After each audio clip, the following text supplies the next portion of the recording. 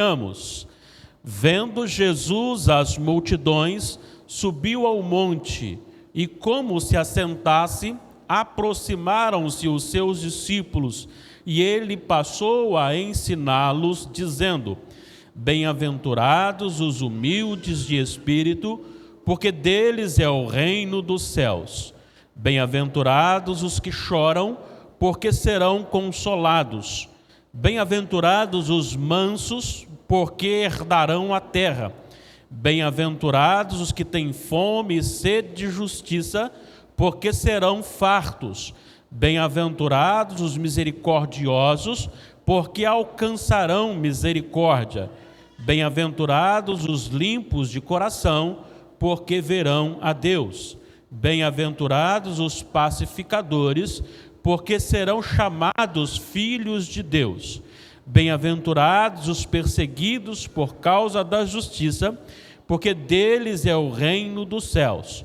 Bem-aventurados sois quando por minha causa vos injuriarem e vos perseguirem e mentindo disserem todo mal contra vós. Regozijai-vos e exultai, porque é grande o vosso galardão nos céus, pois assim perseguiram aos profetas que viveram antes de vós. Nosso tema: perseguidos, mas não derrotados. O ódio é um mal instalado no coração do homem que reage contrário a qualquer manifestação do bem.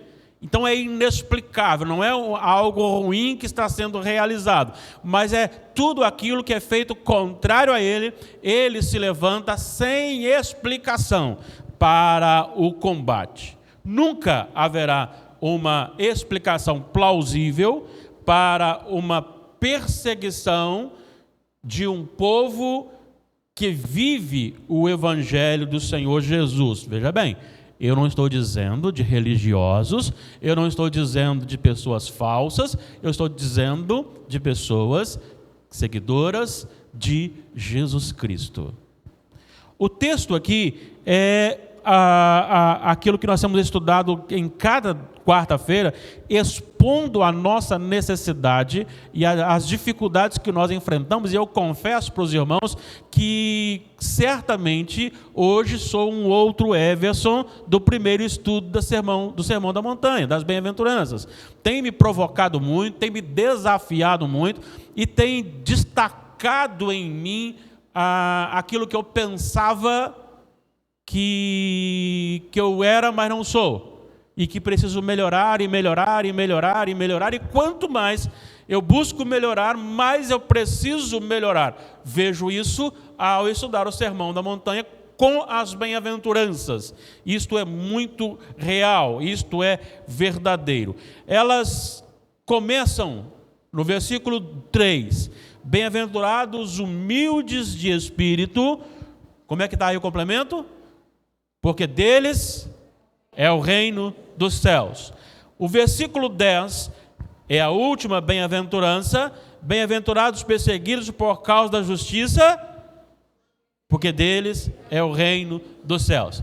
É interessante como Jesus colocou isso na primeira bem-aventurança. Ele expõe a questão do esvaziamento e fala sobre o complemento, a bênção disso é o reino dos céus. E ele encerra falando sobre a questão da perseguição por causa da justiça e também repete que deles é o reino dos céus. Isso é muito importante. E a palavra de Deus, como sempre, é viva, é eficaz. Esta manhã eu me senti mais uma vez maravilhado com a palavra de Deus, que já devo ter lido algumas vezes este versículo, mas eu quero chamar e compartilhar com os irmãos este versículo. Salmo 65, versículo 4. Salmo 65, 4. Isso nos dará base para entender a razão de ser feliz ao ser perseguido por causa da justiça. Salmo 65, 4. Leiamos juntos.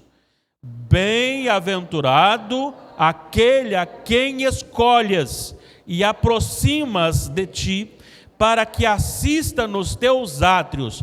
Ficaremos satisfeitos com a bondade de tua casa, o teu santo templo. Deixa eu destacar aqui algumas coisinhas para a gente não correr o risco de compreender errado. Primeiro, ele está dizendo que muito feliz é aquele que não escolhe a Deus, mas que é escolhido por Deus.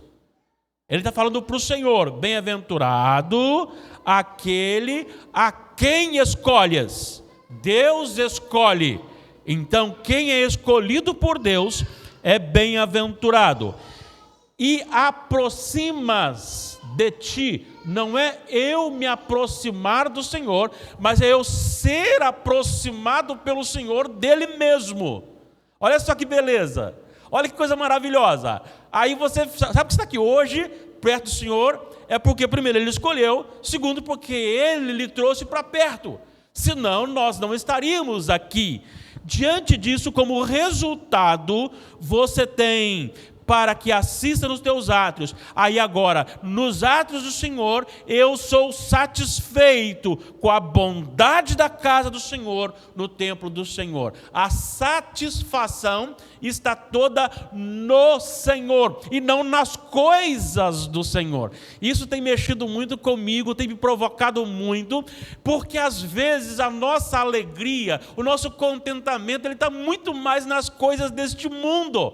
E a gente precisa sim nos alegrar com as coisas deste mundo, coisas boas, coisas que Deus nos concedeu para serem usadas para o bem, mas nós precisamos nos alegrar muito mais no Senhor, na casa do Senhor, no templo do Senhor, na bondade do Senhor, no culto ao Senhor, em ter o privilégio de juntos aqui cultuarmos o nosso Deus. Saber que nada nos separará do amor de Deus. Saber que nós estamos seguros aqui e agora. Saber que nós estamos aqui e nós não somos daqui. Nós estamos aqui e não somos daqui, não é porque nós quisemos, mas é porque o Senhor nos chamou, Ele nos atraiu, Ele nos redimiu, Ele nos fez nascer de novo, Ele nos pôs uma nova natureza, Ele colocou em nós uma nova satisfação, Ele colocou em nós um prazer nele que o mundo não tem.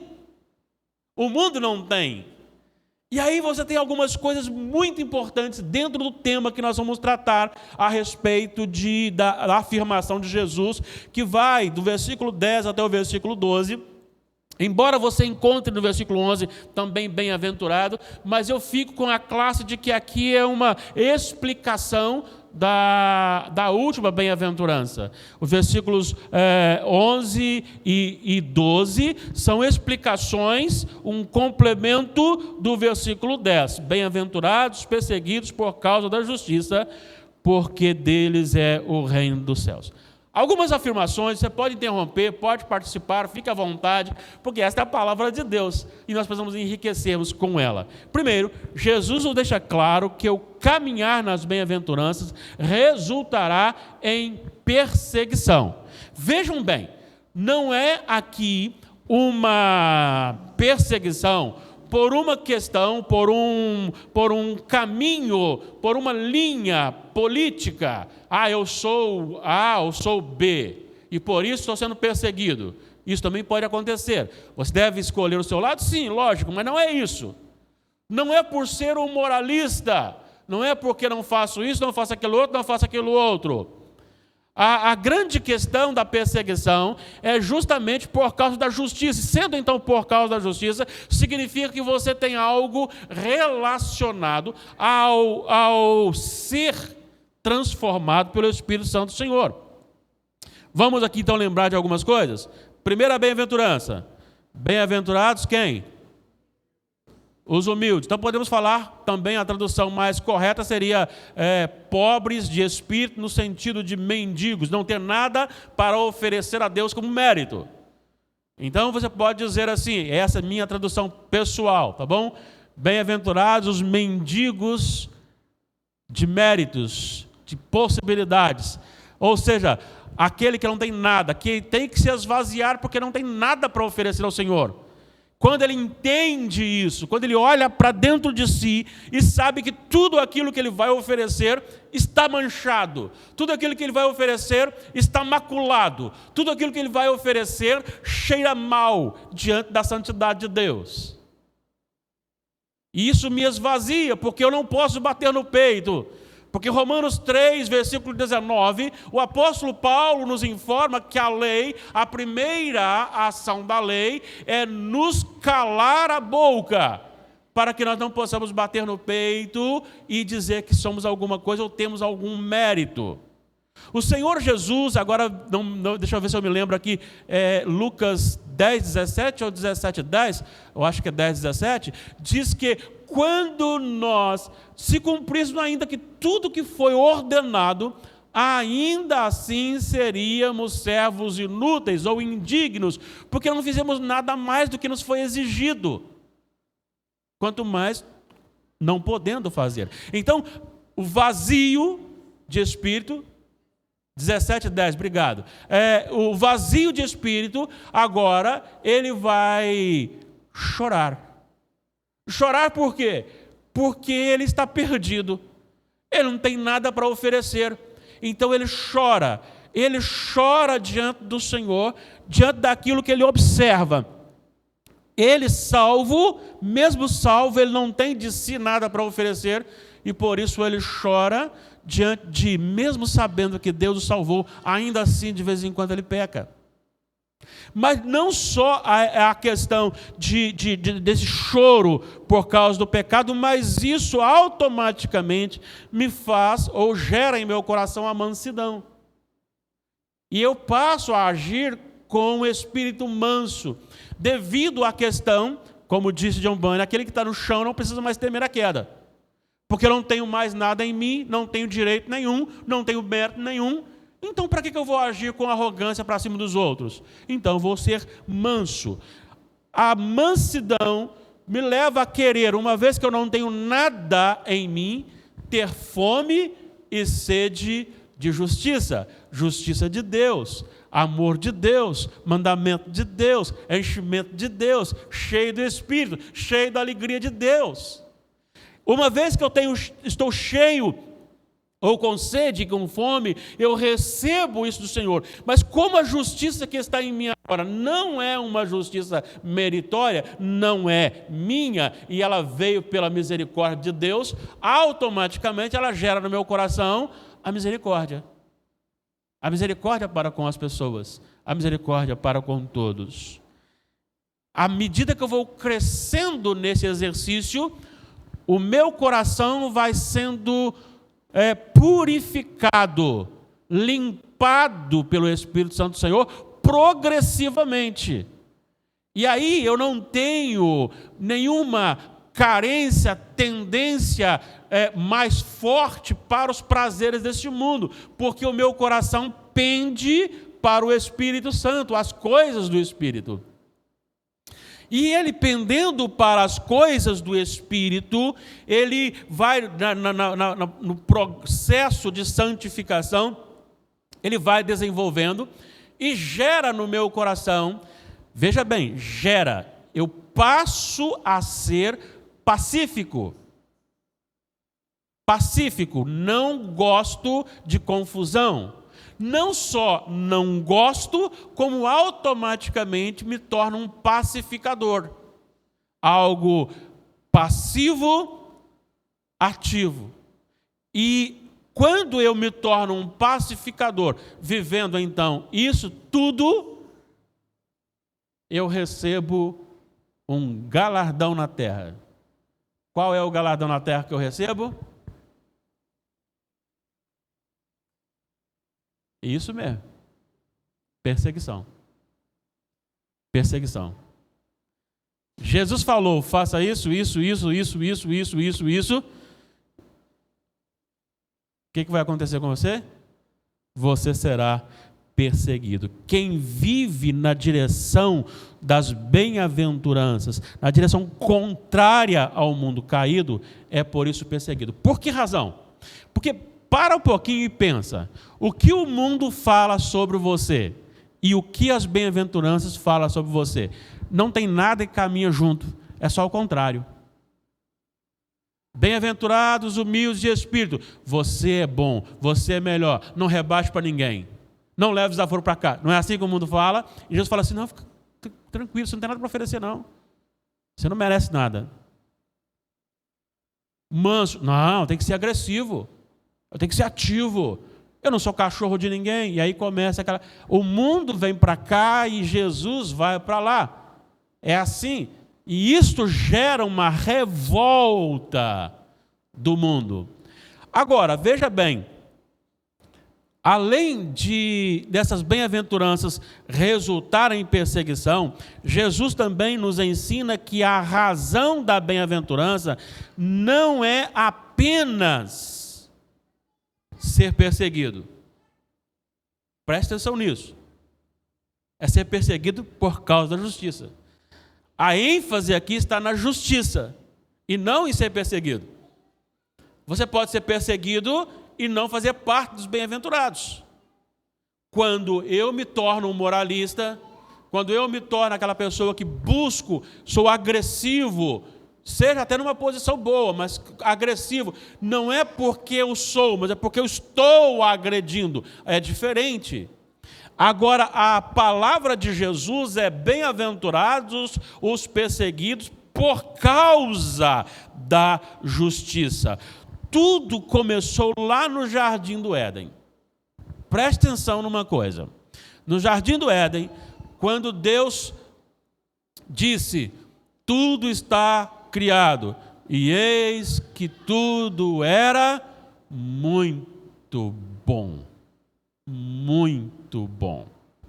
Como que é muito bom? Muito bom é criação,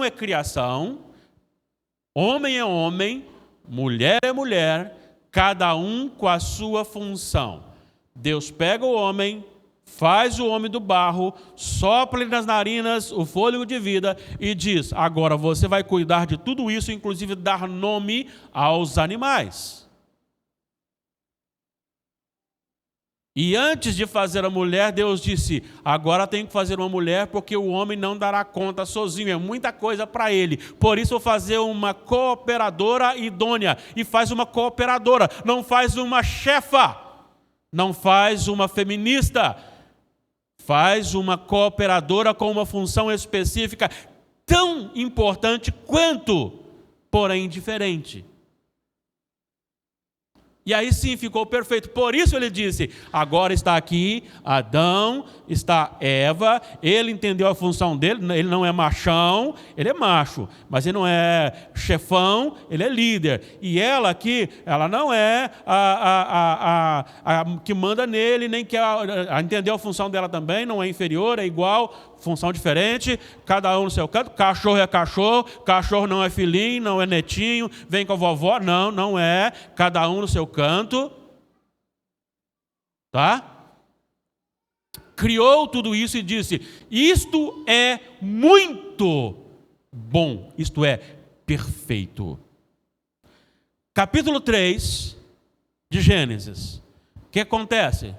Serpente vai conversar com Eva e provoca em Eva a ambição, o cobiçar, a quebra do que seria depois o 10º mandamento. Não cobiçarás a casa do próximo. Disse, você pode ser igual a Deus, é só me obedecer. Quem disse isso, palavras parecidas, depois, lá no deserto? Você pode ter todo o reino que eu lhe darei, basta me obedecer. É o mesmo que estava cá, que está lá, certo? Aí ele chega e altera a situação. A mulher não mais como ajudadora, mas a líder. Ela pegou e deu o fruto para Adão, e Adão pegou e comeu. Ele passou a ser o liderado e ela a liderança. Começa agora uma inimizade com Deus. Perdeu-se a confiança. Quando Deus aparece, onde está Adão e Eva? Escondidos de Deus no jardim de Deus. Nascem os 2 primeiros filhos, Caim e Abel. Caim manifesta a natureza carregada da serpente e mata o seu irmão Abel. O que Abel fez de mal? Ele nem fez nada com Caim. Ele ofereceu um sacrifício, assim como Caim ofereceu o seu sacrifício. A sua oferta, perdão. Ele ofereceu a sua oferta igual ao outro, mas Deus aprovou. E quando Deus aprovou, nasce, gera ou manifesta no coração de Caim a cobiça. E ele mata Abel. Vamos para o capítulo 5 de Gênesis. O que nós temos no capítulo 5 de Gênesis? É Moisés como se ele tivesse deixado de fora Caim. E ele começa em Gênesis 5 com a genealogia, com a geração de Adão, e ele começa com Sete. E diz assim: Deus criou Adão conforme a sua imagem, conforme a sua semelhança. Viveu Adão uma quantidade de anos e gerou um filho por nome Sete, conforme a sua imagem, conforme a sua semelhança. Será por que Moisés quis registrar dessa forma? É porque ele estava empolgado na época? Não. Vamos lembrar que a Bíblia é inspirada.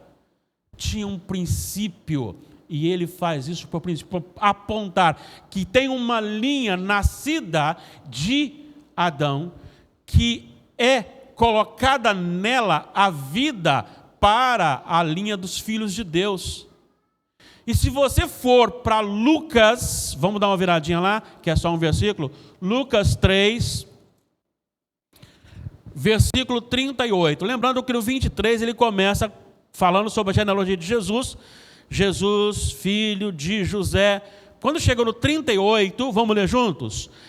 Cainã, filho de Enos, Enos, filho de Sete, e este, filho de Adão, filho de Deus.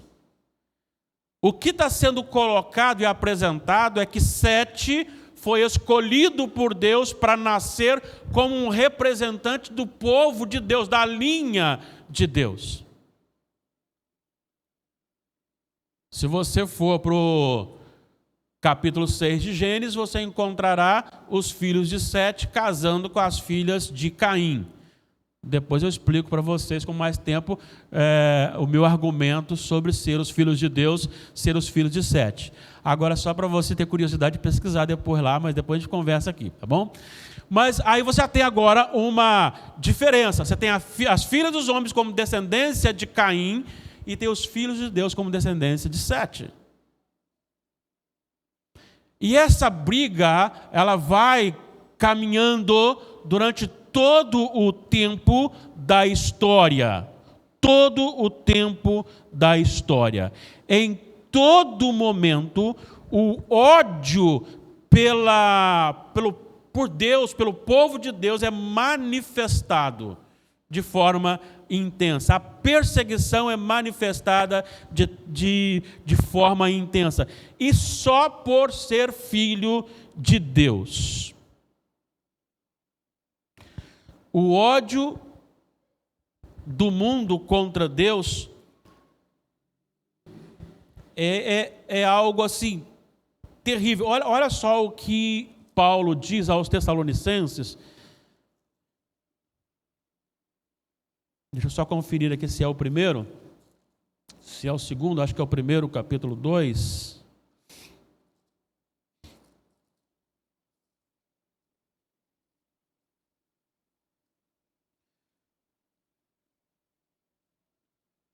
Segunda epístola, capítulo 2. Ele começa falando sobre a vinda do Senhor, a apostasia e o homem da iniquidade. E ele diz: irmãos, no que diz respeito à vinda do nosso Senhor Jesus Cristo e à nossa reunião com Ele, nós vos exortamos a que não vos demovais da vossa mente com facilidade, nem vos perturbeis, quer por espírito, quer por palavra, quer por epístola, como se procedesse de nós, supondo tenha chegado o dia do Senhor. Ninguém de nenhum modo vos engane, porque isso não acontecerá sem que primeiro venha a apostasia e seja revelado o homem da iniquidade. Presta atenção. O homem da iniquidade. Me perdi aqui. Versículo 3. Ninguém vos engane de modo nenhum, porque isso não acontecerá sem que primeiro venha a apostasia e seja revelado o homem da iniquidade, o filho da perdição, o qual, olha o versículo 4, o qual se opõe e se levanta contra tudo que se chama Deus ou é objeto de culto. Perceberam bem? Qual que é a natureza de Satanás? A natureza do anticristo? Se levanta contra tudo, e a razão disso é que Jesus já havia informado em João 15:18, que se o mundo vos odeia, sabei que antes de odiar a vós, odiou a mim. A razão desse ódio para com os filhos de Deus é justamente pelo fato de você ser parecido com Jesus. Não é porque você briga com os outros, não é porque você bate na mesa, não, é porque você é parecido com Jesus. Tem histórias de pessoas que maltratam os filhos porque odeiam os pais. A criança, é filho do fulano, então eu vou bater nela, vou maltratar porque ela é filho do fulano, então eu não gosto dele. Eu sei a história de alguém que tacava pedra no cachorro, porque o cachorro pertencia a alguém que ele não gostava. É esse tipo de ódio que eu estou falando, essa perseguição, ela surge, não é porque você é um agressivo, mas é porque você é parecido com Jesus.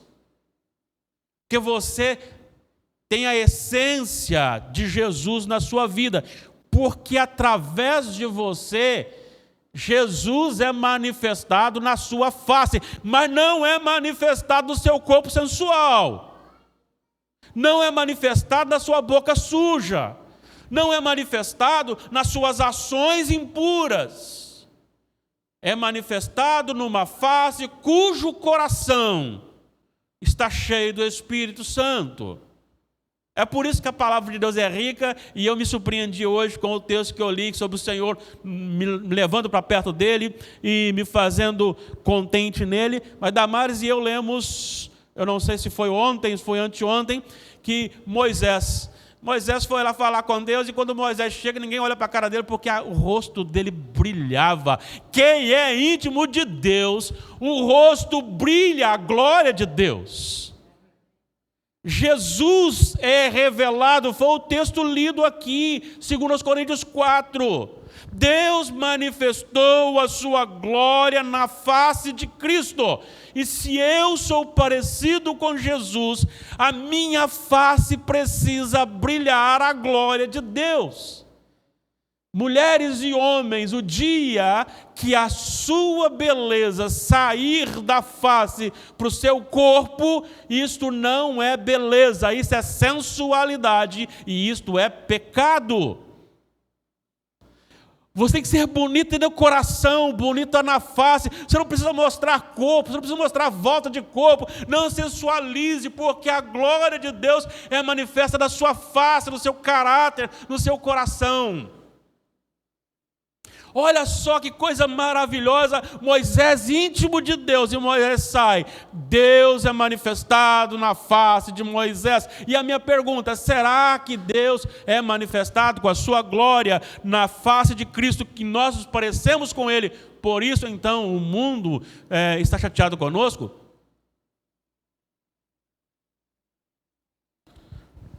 Vamos pensar alguma coisa aqui. O que fez Abel contra o seu irmão?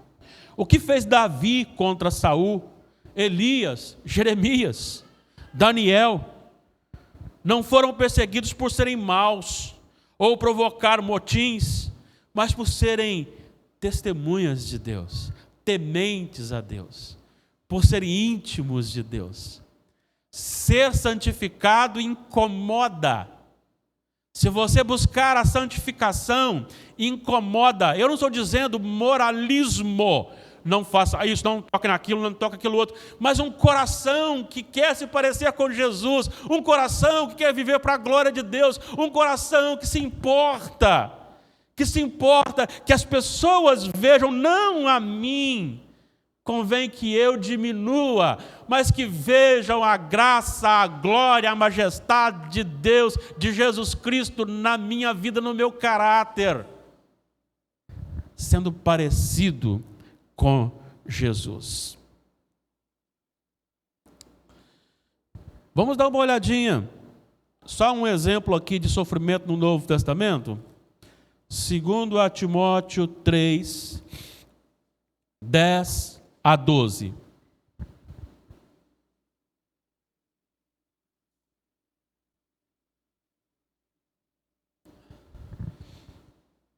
Vamos ler comigo para a gente participar um pouquinho, para não ficar muito cansado, né? Então vamos ler juntos? Tu, porém, tens seguido de perto. Segura um pouquinho. Seguido de perto. Presta atenção. Seguido de perto. Alguém que está ali, em contato. Quem está perto, ele é também participante. Primeiro, do que? O meu ensino, procedimento, propósito, fé, longanimidade, amor, perseverança. As minhas, o quê? E os meus, quais me aconteceram em Antioquia, Icônio e Listra. Olha o que ele diz. Que variedades. Vamos lá?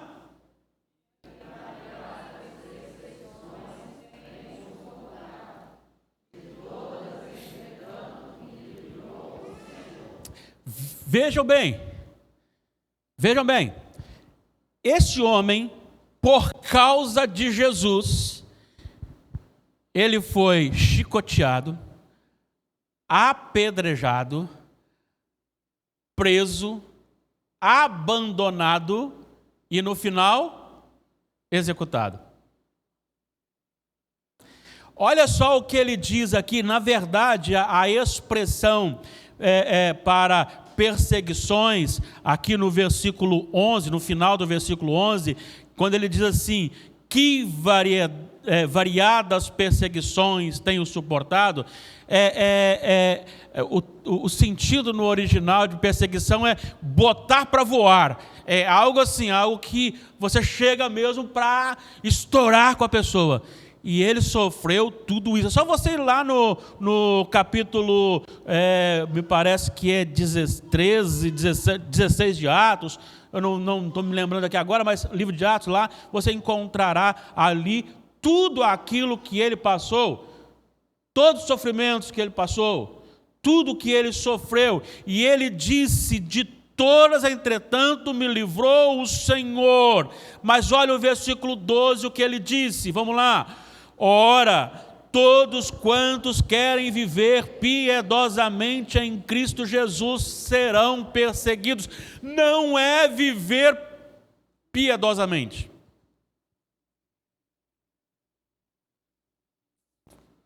Como é que é a nossa bem-aventurança de hoje? Bem-aventurados os perseguidos por causa da justiça. Não é bem-aventurados os perseguidos, mas é os perseguidos por causa da justiça. Agora, não é quem quer viver piedosamente, mas é quem quer viver piedosamente em Cristo. Viver em Cristo. Quem aqui é capaz de receber na sua casa alguém de fora e falar assim, você vive aqui dentro de casa como você bem entender. Sai a hora que quer, chega a hora que quer, come a hora que quer, faz o que quiser. Não. Olha, você está vindo aqui para casa, nós temos aqui esse sistema. Na hora do almoço todo mundo tem que estar aqui, com algumas exceções. A gente se recolhe para dormir às tantas horas, a gente não gosta disso, não faz. Tem uma norma da casa em que eu tenho que me submeter quando eu vou viver naquela casa. Deixa eu contar para vocês, eu fui abençoado por uma prima ali em Contagem, quando eu fui para o seminário, meus 3 primeiros meses. Não continuei na casa deles, não é pelo fato nem deles não quererem, melhor dizendo, não eles quererem, mas a questão da distância, porque ficava no outro, eu tinha que sair 4 horas da manhã, levantar 4 horas da manhã, atravessar Belo Horizonte para vir cá no final para o seminário. Então, 3 meses foi suficiente para que eu arrumasse um outro local. Mas Vé e Márcia, minha prima, Vé casado com Márcia, Euvécio o nome dele. Uma preciosidade, aquele casal, aquela família. E o apartamento pequeno, não, vem para cá, você dorme na sala, a gente arruma um jeito, vai ficar aqui com a gente. Só que é o seguinte, eles dormiam mais tarde, e eu acordava muito cedo. Mas eu não podia falar com eles só, por favor, fique todo mundo em silêncio, que eu vou arrumar minha cama agora, eu vou dormir. Não, desliga a TV, vai todo mundo para lá, não, eu vou dormir. Eu não podia fazer isso. Por que eu não podia? Porque a casa não é minha. Aí eu tinha que ficar lá, cochilando, pescando lá perto deles lá, até a hora. E eles não faziam maldade, né? Porque eles não pensavam isso. Aí a hora que eles fossem dormir, eu ia para a minha cama para dormir também. Mas eles mandam lá, porque eles são donos da casa. Se eu vivo piedosamente em Cristo, quem tem que mandar nas minhas ações é Cristo, e não eu quero fazer. Eu sou de Cristo, mas eu faço do jeito que eu quero. Não. Então é algo que está no coração que flui nas ações. Jesus nos deixa claro que se o mundo nos ama, e aí é sério, não estamos no caminho das bem-aventuranças. Olha o que ele disse. Bem-aventurados sois, bem-aventurados os perseguidos por causa da justiça. E aí ele complementa. Bem-aventurados sois quando por minha causa vos injuriarem e vos perseguirem e mentindo disserem todo mal contra vós. O politicamente correto também entrou dentro da igreja. Eu não estou falando para você ser agressivo, mas está dizendo o seguinte, cada um hoje faz o que quer, concorda com todo mundo para ser bonzinho. A questão é, olha, você faz o que você quiser fazer, o problema é seu, mas isso aí não condiz com a palavra de Deus. Não tem como eu viver assim como está propondo e dizer que sou cristão. Isso eu preciso falar.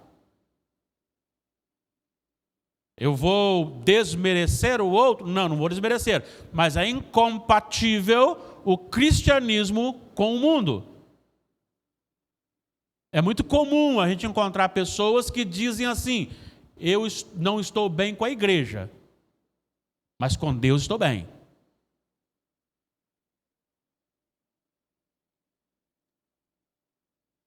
Já ouvi na minha vida ministerial o seguinte, você está falando que eu estou em pecado por eu ter abandonado a minha mulher e morando com outra? Com a amante? Eu nunca estive tão íntimo de Deus como estou agora. Já ouvi isso. Com Deus estou bem. Vamos ver o que Tiago diz sobre isso? Tiago 4:4. Estamos terminando, tá, irmãos? Tiago 4:4.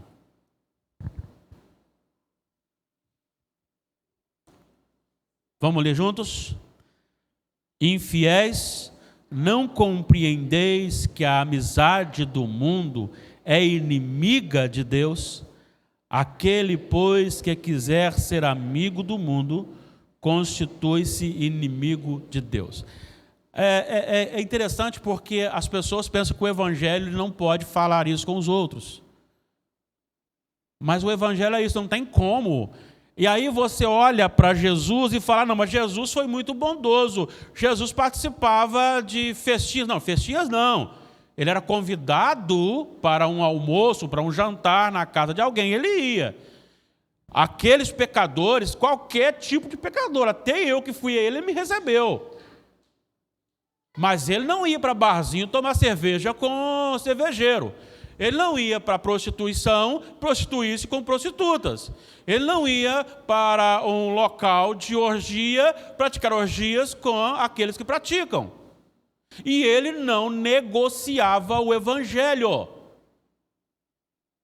Quando as pessoas frisam muito a expressão, nem eu te condeno, para a mulher adúltera, e é maravilhosa essa expressão.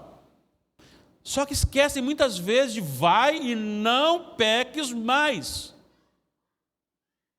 Ele não disse para a samaritana assim, não, tudo bem, passado é passado. Não, na verdade, eu não tenho marido. Disseste bem, porque já tiveram 5, e o que está agora não é teu, é de outro. Ele falou isso para ela. Para o jovem rico disse, não vou fazer isso não. Vai não, tchau. Ele nunca negociou, ele sempre agiu com amor, ele sempre agiu apontando o caminho, mas ele nunca passou a mão e disse, não, está tudo bem. Não está tudo bem não. Você está em pecado, vai e não peques mais. Você está em pecado porque esse relacionamento seu é fora do padrão de Deus. Você está em pecado porque ou você larga tudo por Jesus, pelo reino de Deus, ou nada serve. Este é o Senhor Jesus. E isso nos chama, então, a avaliarmos a nossa vida. A nossa vida. Para encerrar, então, Jesus nos deixa claro que não é ser perseguido por ser religioso. Quem mais persegue a igreja no período são os religiosos. Aí volta aquela frase de parecer-se com Jesus. Incomoda.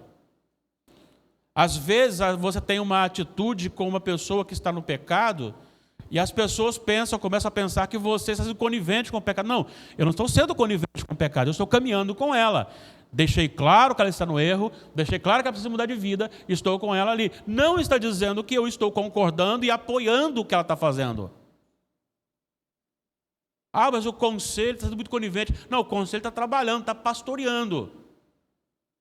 Isso é ser parecido com Jesus.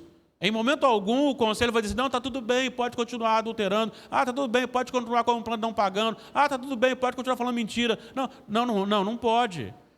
É por isso que a gente está sempre trabalhando. Então, a grande questão não tem a ver com uma religiosidade, porque este convívio é um convívio restaurador. Ser parecido com Jesus é entender a nossa missão. Eu, como pastor, recebo de vez em quando a seguinte pergunta, e aí, fulano de tal foi para o céu ou para o inferno? Eu falei, quem morreu na cruz não fui eu. Claro que eu não falo isso, né? Claro que eu não falo isso. Mas não é a minha missão. Não é a minha missão. Eu não nasci para escrever no livro da vida o nome das pessoas, ou colocar ou tirar alguém para o céu ou para o inferno.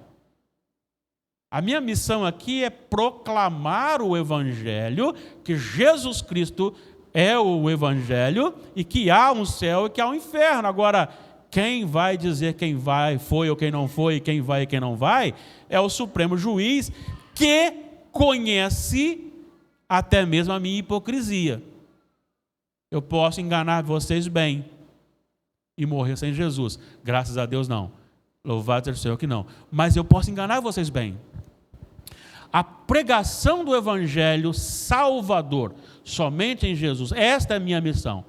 A salvação ou a condenação ou o juízo é um ato exclusivo daquele que tem poder para sondar os corações. Jesus atendia a todo pecador que vinha a ele, rico, pobre, homem, mulher, adultos, crianças. No entanto, fazia sem desvalorizar o Evangelho. O Evangelho era apresentado com fidelidade. Ele nunca o negociou. E por isso ele foi perseguido. Atos capítulo 6, versículos 8 e 9. Estevão foi perseguido porque ele pregava no poder do Espírito Santo, fazia sinais e prodígios, abençoava vidas. Isso incomoda. Isso incomoda. E o problema nosso hoje é que muitas vezes nós não somos mais perseguidos porque nós fazemos distinções entre ricos e pobres, famosos e não famosos. Jesus sempre tratou a todos. E Apocalipse 6, finalzinho do Apocalipse 6, você vê que Deus também não faz essa distinção. No último dia, a pessoa não poderá pedir cota para entrar no céu. No céu não existe cota, tá bom? Não existe cota para o céu. Eu sou negro, preciso de cota. Eu sou isso aqui, preciso de cota. Olha só o que ele diz aqui, versículo 14. O céu recolheu-se como um pergaminho quando se enrola. Então todos os montes e ilhas foram movidos a seus lugares. 15. Os reis da terra, os grandes, os comandantes, os ricos, os poderosos, e todo o escravo e todo o livre se esconderam nas cavernas e nos penhascos dos homens. Todos, grandes, pequenos, homens, mulheres, ricos, pobres, poderosos, não poderosos, escravos, livres, todo aquele que não tem Jesus será lançado no lago que arde com fogo e enxofre. Mas a igreja às vezes faz essa distinção e nós não podemos fazer essa distinção. Por isso, então, às vezes nós não somos mais perseguidos porque nós tratamos com diferença aqueles que são mais poderosos. Não. Quem está errado, está errado. Quem está certo, está certo. Precisamos ser fiéis na nossa exposição, em parecer-nos com Jesus. Jesus sempre esteve do lado de todo aquele que carecia, não é de homens e mulheres sem pecado, santarrões, mas de pessoas que queriam, que precisavam dele. Ele chegou a dizer que os sãos não precisam de remédio. Todo crente precisa reconhecer que é um mendigo espiritual diante de Deus. A situação reconhecida deve arrancar em nossa alma um sincero choro. A reação deve ser logo em seguida um coração manso, que tem fome e sede de Deus. E uma vez cheio, um coração misericordioso, tendo em vista que foi abençoado pela misericórdia de Deus. Isto gerará gradativamente um coração purificado que jogará fora o eu para ser preenchido pelo Espírito Santo. E um coração purificado, ele será pacífico e produzirá paz. E por ser parecido com Jesus, ele sofrerá perseguição. Interessante porque Jesus fala pacificador, perseguido. Coisas de Jesus, didaticamente, para nos ensinar. De que lado você está? Lado do mundo, em que você é arrogante, carrega tudo no seu peito, ou do lado de Jesus, no esvaziar-se para que o Espírito Santo conduza a sua vida? Creio que todos nós, tem em nós aflorando esse lado mundano, carnal, querendo aparecer o eu, querendo surgir. É necessário que façamos morrer a nossa natureza terrena. É necessário que busquemos mortificar a carne. É necessário que sejamos transformados pelo poder de Deus.